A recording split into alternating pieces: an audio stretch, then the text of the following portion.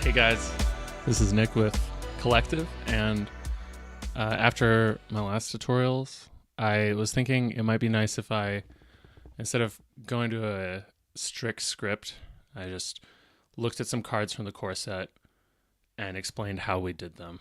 Because you can load them up in the editor, but it might not be immediately obvious why they work the way they do. So let's get right into it. Elusive Goat Rabbit has a triggered ability, which is anytime you play a card, if it's a spirit card, you get 2 HP. So I haven't gone over triggered abilities yet. They're somewhat self-explanatory, but I figure this is a good one to go through. So while this unit is in play, Elusive Goat Rabbit, while it's in play, the player that's played Elusive Goat Rabbit, this player, has a trigger. And that trigger is plays card. So this is a good time to explain something about triggers. The types of triggers that you have access to change depending on what the thing with the trigger is. So this player has a plays card trigger, but the Goat Rabbit doesn't have a plays card trigger. Similarly, the Goat Rabbit has a dies trigger, but this player doesn't. So this trigger also has a condition. And the condition is that you have to compare whether the triggering object's affinity is spirit. So then once the trigger is triggered, and if the condition is true, then the controller's HP goes up by 2. No animation, it's probably not necessary, and triggered abilities already have an automatic little gold particle that comes out of them. So I would say in this situation, it's good that there's no animation here. Okay, now let's look at a new card. Okay, so one that I think is kind of interesting is Baby Diver. So unblockable if you're level 3 or higher. It has a passive ability that's always on while it's in play, and it adds an ability to Baby Diver.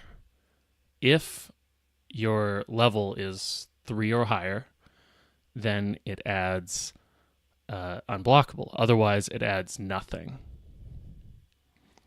It's kind of a weird way to do it, but that's the way that you should do conditional things like that in this specific circumstance, if you want them to be like passive abilities. Okay, so now let's look at another card. Okay, so this is Maricha. Maricha is not that complicated of an effect, but I thought it would be good to talk about because it uses a filter, which is kind of unintuitive when you first use it.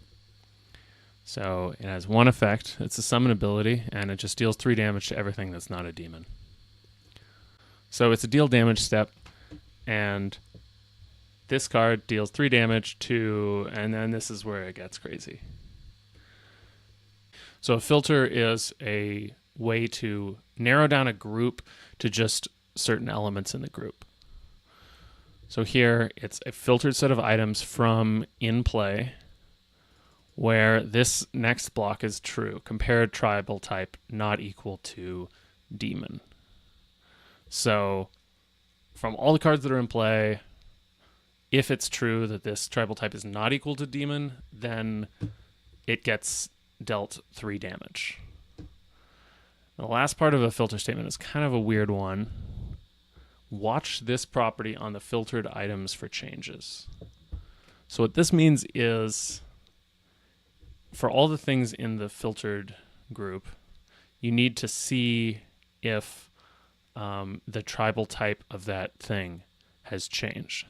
If this was, instead of deal 3 damage, if it was all non-demon units get -1/-1 permanently while this is in play, then this would be a passive effect instead of a one-time effect like deal damage.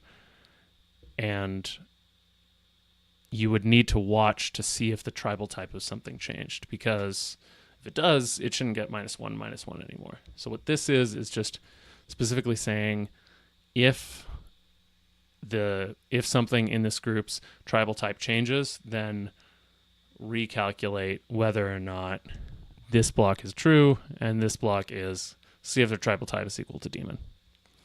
So that's what a filter is. It's kind of weird, but it's necessary for us to watch passive effects and make sure that they're continually updating as things are changing from other cards in the game. Okay, Frozen Fish is a deceptively complicated kind of effect to make.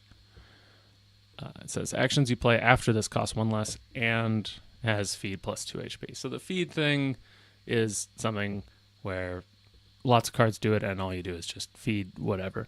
But the actions you play after this cost 1 less. This is kind of an unusual one because it's a passive ability, and what we did here was made it so that the passive ability was only active when Frozen Fish is in the resolving zone. So the resolving zone is a zone in between your hand and play where cards go as they're queued up, and so it makes sense, I guess, to me at least, that while it's in the resolving zone, the cards that are in your hand cost 1 less. So that's what this says. It modifies the set of cards in your hand where the card type is action. The card type is equal to action. So card type, yeah. So this is the filtered things card type, which is either action or unit. And so you compare that, see if it's equal to action. If it is, then this is true. So let's look at another card. All right, so this is the last one I'm going to do, and it's Wide-Eyed Tourist. So first of all, okay, what the text of Wide-Eyed Tourist says is +2 max mana, return this to your hand if it doesn't attack or block in a turn. So the first ability is it just has a passive, which gives you +2 max mana, which is great, but you have to make sure that you attack or block. So how do we track that? Well, there's a triggered ability, which doesn't have any text, by the way, because the text is all in the third ability here, or actually the fourth, which is returns to your hand if it doesn't attack or block in a turn. So sometimes you need to give a card extra abilities, but if you had a different line for each ability, it would look awkward. So this one, the first ability has text, which is +2 max mana, and then the second and third abilities do not. So this one is a triggered ability. Thing with the trigger is this card, and then when it begins the attack, what it does is it defines this card's property, which is a new property, which is specific just to this card, called Won't Bounce, as true until the end of the turn, +0 turns. So, till the end of the turn, if you've attacked, then Won't Bounce is true. It's the same thing with block. It's another trigger. If you declare the block, then Won't Bounce is set to true.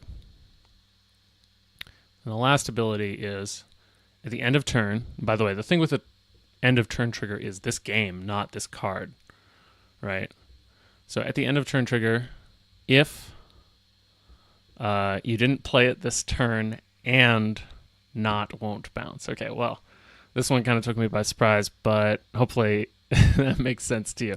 So if you played it this turn, obviously it can't attack or block the immediate turn, so it would be terrible otherwise. So you need to make sure that this either that this doesn't bounce when you on the turn that you play it. So that's it for this. This is kind of off the cuff, but hopefully it was helpful. And if you have any other questions, ask us on the subreddit, and we'll be happy to ask Discord as well. So yeah, thanks a lot for watching, and have fun making those cards.